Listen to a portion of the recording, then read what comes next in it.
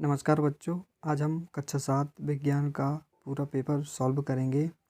पहला प्रश्न था, सही विकल्प चुनकर लिखिए। वायुमंडल से मुख्यतः जिस भाग द्वारा पादप कार्बन डाइऑक्साइड प्राप्त करते हैं उसे क्या बोलते हैं? पत्तियाँ। दूसरा प्रश्न था, जल का अवशोषण मुख्यतः जिस अंग द्वारा होता है वह है बृहदात्रु। निम्नलिखित में से किससे ऊन प्राप्त नहीं होता? घने बालों वाला कुत्ता। जल धारण क्षमता सबसे अधिक होती है किसमें? मृमय मृदा में। पादपों में जल का परिवहन होता है जाइलम के द्वारा। अगला प्रश्न देखेंगे, रिक्त स्थान भरिए। खाने सोडे का रासायनिक नाम NaSCO3। जल की 3 अवस्थाएं हैं, ठोस, तरल और गैस।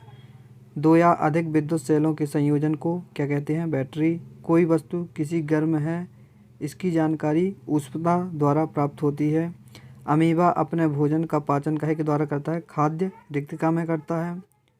अगला प्रश्न देखेंगे, सत्य असत्य लिखिए। पसीने में जल का लवण होता है, सही है। पादप का जनन भाग पुष्प होता है, सही है। प्रकाश संश्लेषण का उत्पादन प्रोटीन होता है, असत्य है। पित्ताशय में पित्तरस अस्थायी रूप से भंडारित होता है, सही है। आंवला में विटामिन ए पाया जाता है, सही है। चौथा प्रश्न देखेंगे, सही जोड़ी मिलाइए। रंध्र का वाष्पोत्सर्जन हो जाएगा, जाइलम का जल का परिवहन, धमनी, शुद्ध रक्त, सिरा का अशुद्ध रक्त, फ्लोएम का भोजन का परिवहन, ये हो जाएगा। अगला प्रश्न देखेंगे, एक शब्द में उत्तर लिखिए। हृदय की धड़कन को मापने के लिए किस यंत्र का उपयोग किया जाता है? स्टेथोस्कोप का। पादपों का जनन अंग है पुष्प। तीसरा प्रश्न है, थर्मामीटर का उपयोग कहाँ किया जाता है? डॉक्टरों द्वारा टेम्परेचर मापने के लिए। पीत दुर्बल तने वाला परजीवी पादप कौन सा है? अमरबेल। गाय, भैंस एवं हिरण जैसे घास खाने वाले जंतु क्या कहलाते हैं? शाकाहारी। अगला प्रश्न है, अनुकूलन से आप क्या समझते हैं? सभी जीवों में कुछ विशिष्ट संरचनाएं होती हैं जिनके कारण अथवा स्वभाव की उपस्थिति के कारण पौधे अथवा जंतु को उसके परिवेश में रहने के योग्य बनाती हैं, उसे अनुकूलन कहते हैं। अगला प्रश्न देखेंगे, घर में जल बचत के कोई 2 उपाय।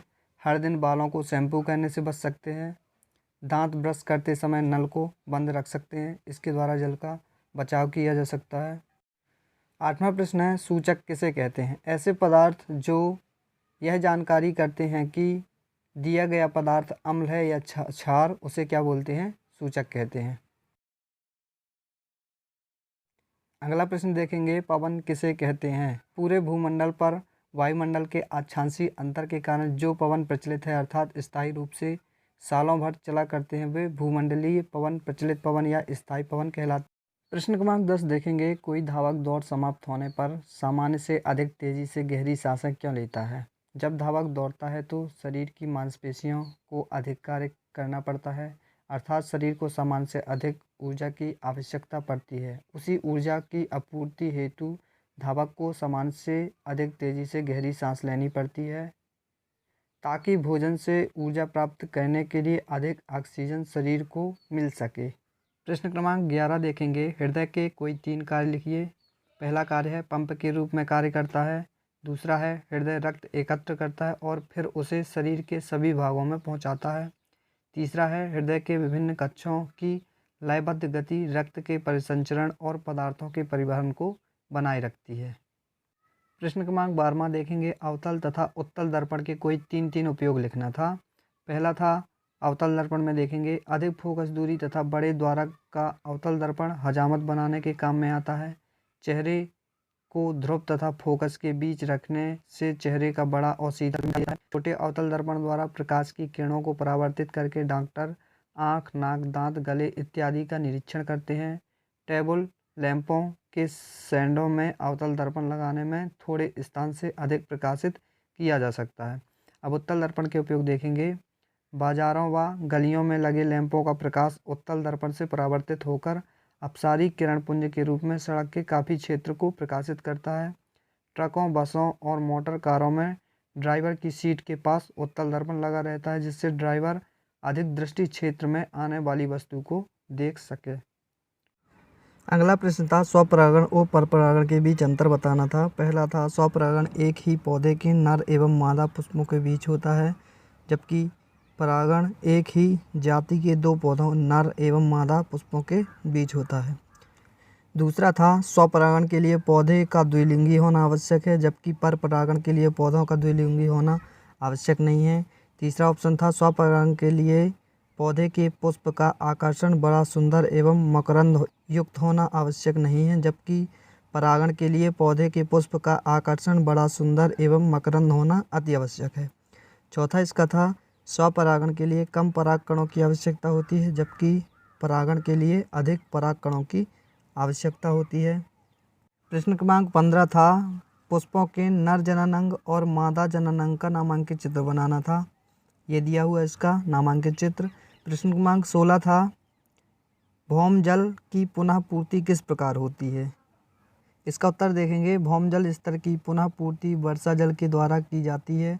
वर्षा के रूप में गिरने वाला अधिकांश जल नदियों तथा झरनों के द्वारा समुद्र में पहुंच जाता है। वर्षा का कुछ जल वाष्प बनकर उड़ जाता है तथा कुछ जल भूमि द्वारा सोख लिया जाता है। इस प्रकार भूमि द्वारा सोखा हुआ वर्षा जल भौम स्तर की पुनः पूर्ति करता है। ये इसका उत्तर हो जाएगा। अगला प्रश्न देखेंगे अम्ल एवं क्षारकों के बीच कोई 4 अंतर लिखना था। इसका पहला अम्ल में देखेंगे अम्ल स्वाद में खट्टे होते हैं, क्षारक स्वाद में कड़वे होते हैं। अम्ल नीले लिटमस पेपर को लाल कर देते हैं, क्षार लाल लिटमस पेपर को नीला कर देते हैं। अम्लों का पानी में घोल छूने पर चिकना प्रतीत नहीं होता है, क्षारकों को पानी में घोल छूने पर चिकना प्रतीत होता है। अम्लों में हाइड्रोजन आयन आवश्यक रूप से रहते हैं, क्षारकों में हाइड्रोक्साइड आयन आवश्यक रूप से होते हैं। ये इसका उत्तर हो जाएगा। प्रश्न क्रमांक 18 में डॉक्टरी थर्मामीटर का नामांकित चित्र बनाना था। ये डॉक्टरी थर्मामीटर का नामांकित चित्र है। प्रश्न क्रमांक 19 में मानव उत्सर्जन तंत्र का नामांकित चित्र बनाना था।